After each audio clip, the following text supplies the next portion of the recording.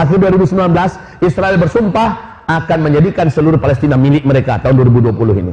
Mereka akan meningkatkan kebrutalan mereka untuk merampas seluruh Palestina. Terjadi perselisihan, perebutan kekuasaan, gempa terjadi, petaka terjadi. Saat itu Baitul Maqdis dimerdekakan. Nah Bapak Ibu, bicara tentang Baitul Maqdis, saya ingin ajak Bapak Ibu, punya perananlah kita untuk kemerdekaan Baitul Maqdis. Mau? Sejak 2016, Mekah, Madinah yang dipimpin oleh kerajaan Arab Saudi sekarang sudah resmi menjadi negara liberal. Betul tidak?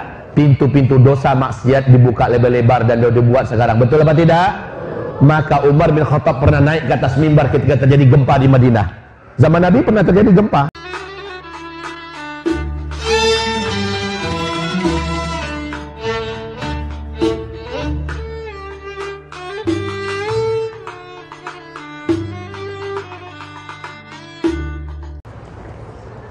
Gimana Bu? Siap menghadapi ini? Siap menghadapi ini?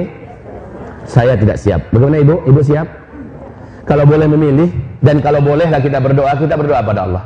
Wafatkan hamba ya Allah sebelum huru hara ini terjadi. Betul tidak? Tapi minta wafat itu haram. Tak boleh minta wafat, boleh minta mati kepada Allah. Yang benar adalah, ya Allah, bila Engkau melihat hidup hamba ini ke depan masih baik, iman hamba masih terjaga, maka izinkan hamba terus melanjutkan hidup ini dalam ketakwaan dan ketaatan kepada Engkau. Tapi bila Engkau mengetahui dan Engkau yang maha tahu, bila hidup ini ke depan bahaya buat iman hamba, bahaya buat agama hamba, bahaya buat masa depan akhirat hamba, maka izinkan hamba meninggalkan dunia ini sebelum huru hara yang menghancurkan iman hamba itu terjadi. Itu doanya boleh. Tapi doa matikan saya sekarang ya Allah, nggak boleh. Anak gadis kecil saya waktu itu masih kelas 5 SD, mungkin karena seringnya dengar ceramah saya tentang dukhon ya, hantaman meteor. Dia berdoa, doanya itu terdengar oleh kami suami istri, membuat kami ketawa. Apa kata doa anak gadis saya? Ya Allah, jatuhkanlah meteor tepat di atas rumah kami ya Allah, sehingga kami syahid semuanya serentak sekeluarga ya Allah. Iya, anak kecil. Sekarang beliau sudah menjadi gadis, alhamdulillah. Baik kaum muslimin hamba-hamba Allah. Jadi, apalagi di ujung di antara kekacauan ini, kabar gembira terjadi. Rasulullah berkata, saat Mekah Madinah sedang kacau-kacaunya, sedang berdarah-darah, sedang kelaparan, sedang ribut-ributnya, ketika itu Baitul Maqdis akan dimerdekakan oleh hamba-hamba Allah yang terkuat di zaman itu, kata Rasulullah sallallahu alaihi wasallam. Alhamdulillah, Baitul Maqdis sekarang sudah resmi dijajah kembali oleh musuh Allah dan musuh kita bersama. Amerika Serikat yang dipimpin oleh Donald Bebek, dia sudah mengumumkan bahwa Baitul Maqdis adalah ibu kotanya Israel. Berarti tak lama lagi, apalagi Israel bersumpah ya, akhir 2019 Israel bersumpah akan menjadikan seluruh Palestina milik mereka tahun 2020 ini. Mereka akan meningkatkan kebrutalan mereka untuk merampas seluruh Palestina.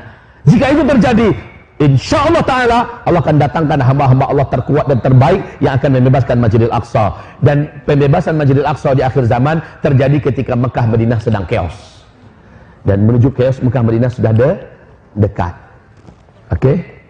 Tadi saya katakan letak chaos Mekah Madinah termasuk gempa-gempa, termasuk pertumpahan darah gara-gara perebutan kekuasaan. Wahai Bapak Ibu, sejak 2016 Mekah Madinah yang dipimpin oleh kerajaan Arab Saudi sekarang sudah resmi menjadi negara liberal. Betul tidak?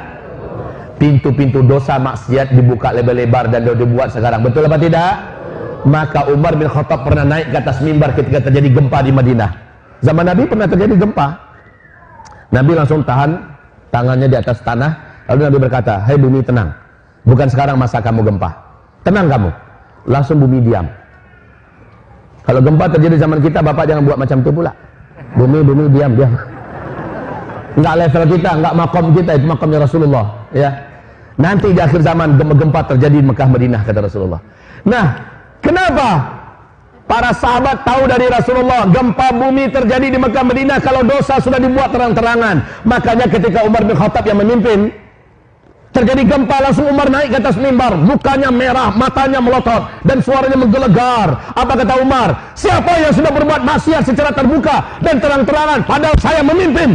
Dia menganggap dia gagal memimpin karena pemimpin itu harus menghentikan dosa dan maksiat. Sekarang gempa terjadi, pertanda ada yang berbuat dosa maksiat terbuka dan terang-terangan. Sementara dia masih hidup. Dia bersumpah, demi Allah, saya akan ketatkan lagi pemerintahan ini. Saya akan kawal betul jangan ada maksiat dan dosa yang dibuat. Itu tugas utama pemimpin adalah jangan sampai ada maksiat dan dosa. Ini malah pemimpin memfasilitasi. malah melakukan.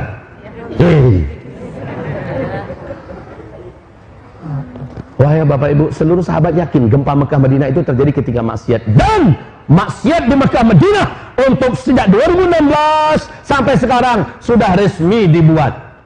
Konser musik raksasa dibuat di Madinah Al-Munawwarah. Bahkan di Mekah juga sudah masuk dosa dan maksiat. Ketangkap oleh warga dan masyarakat. Lagi ada pesta kendurian pernikahan kaum gay di Mekah. Apa sekarang yang tidak dibuat? Na'udzubillah ya Allah. Wahai kaum muslimin, jadi jangan heran kalau gempa tak lama lagi akan terjadi perselisihan, perebutan kekuasaan, gempa terjadi, petaka terjadi. Saat itu Baitul Maqdis dimerdekakan. Nah Bapak Ibu, bicara tentang Baitul Maqdis, saya ingin ajak Bapak Ibu, punya perananlah kita untuk kemerdekaan Baitul Maqdis. Mau? Siap? Apa caranya? Rasul mengatakan al-imanu fi akhir zaman di Syam. Iman itu di akhir zaman adalah di negeri Syam. Siapa saja orang-orang beriman, hatinya pasti terpaut ke Syam. Wasyamu bi Palestin, wasyamu bi Palestin. Jantung Syam itu adalah Baitul Maqdis. Saya yang peduli ke sana, yang hatinya tertuntun ke sana, jiwanya terpaut ke sana, pembelaannya diberikan ke sana, biarlah orang-orang beriman. Tapi siapa yang cuek dengan Syam, siapa yang tidak peduli dengan Baitul Maqdis, siapa yang tidak bela Baitul Maqdis dan kaum muslimin di Palestina, demi Allah, dia bukan orang yang beriman. Maka Bapak Ibu, ketika Israel umumkan di akhir 2019, Palestina 2020 akan mereka rampas seluruhnya jadi milik mereka. Sementara kita hidup, kita masih ada dan kita mendengar. Apakah kita akan menyaksikan tanpa ada pembelaan dari kita, atau kita akan bela bersama-sama? Bapak Ibu pilih diam atau bela? Bela atau diam? Sekarang atau besok? Sekarang apa yang bisa kita lakukan? Kita doa sebentar lagi. Terus apa lagi? Nggak cukup doa, harus ada jantung yang paling Bapak sukai dan cintai dalam hidup ini, Bapak serahkan untuk Palestina. Jantung hati kita, duit yang ada di tangan kita, kumpulkan untuk bela Baitul Maqdis. Sebenarnya besok ini, kalaulah Bapak Anies Baswedan tidak berikan surat resmi kepada panitia, kita tanggal 21 besok, hari Sabtu, mulai dari jam 3 dini hari sampai jam 9 di lapangan Monas akan melakukan Isra Mi'raj terakbar di seluruh dunia dalam rangka bela Baitul Maqdis. Tetapi ada seruan dan kita indahkan seruan ini, pending dulu. Ya, tetap kita akan lakukan, dan 2020 ini kita akan maksimalkan pembelaan kita kepada Baitul Maqdis dengan apapun yang kita punya, apapun yang kita bisa. Setuju Bapak Ibu? Baik, sekarang wahai Bapak Ibu, seluruhnya bergerak. Rogoh kantongnya masing-masing. Ya Allah, ini untuk Baitul Maqdis. Ya Allah, ini untuk perjuangan pembebasan Baitul Maqdis. Ini bukti kami beriman kepada Engkau ya Allah. Ini bukti kami cinta kepada Syam. Ini bukti kami peduli dengan Al-Aqsa ya Rabbal Alamin. Maka hamba-hamba Allah, kita sekarang ambil dana-dana kita, siapkan. Maka panitia insya Allah akan menjalankan amanah yang kita amanahkan bagi mereka. Yang pertama, wahai hamba-hamba Allah yang kami muliakan. Kemudian di waktu yang bersamaan, alhamdulillah Ustadz Abdul Somad, guru kita yang tercinta, telah meresmikan gedung untuk tingkat mulazamah al-hufaz di pesantren kami. Ini adalah kampus ketiga. Gedung ini telah selesai dalam hanya 1 tahun lebih 1 bulan. 12 kali 40 kali 3 lantai. Alhamdulillah selesai dengan sempurna dengan izin Allah Subhanahu wa taala. Tahu enggak Bapak Ibu siapa yang menghuni gedung itu sekarang, dan pahalanya sudah mengalir kepada setiap kaum muslimin yang ikut menyumbang. Gedung itu sekarang sudah dihuni oleh anak-anak kita yang sudah hafal Quran 30 juz. Sekarang mereka seluruhnya sedang mengambil program sanad kepada para guru dan masyayikh.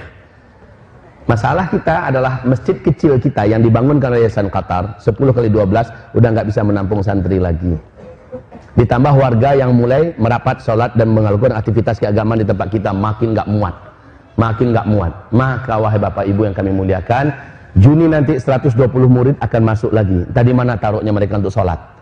Maka alhamdulillah kita masih punya tanah ke kanan, kita masih punya tanah ke kiri, kita masih ada tanah ke belakang. Kita akan perluas lagi 220 meter lagi insyaallah taala. Ini juga pagi ini serentak berkat sekalian dengan bela Al-Aqsa, bela Baitul Maqdis, serentak kita kumpulkan, nanti kita bagi dengan panitia. Kami sudah sepakati itu, 50-50%-nya adalah untuk bangun masjid, untuk pencetak para kader ulama-ulama di pesantren kita di sana, 50%-nya adalah untuk bela Baitul Maqdis dan bela Islam di Indonesia ini. Siap Bapak Ibu? Ringankan hati Bapak Ibu untuk perlindungan kita di akhir zaman. Tafadhol, silakan ada yang bergerak dari panitia, mudah-mudahan Allah Subhanahu wa taala menjadikan yang kita kumpulkan ini sebagai salah satu di antara benteng kita di akhir zaman. Barakallahu fikum. Silakan kalau ada yang akan membantu untuk jalan. Semoga Allah mencintai Bapak Ibu semuanya. Bismillah.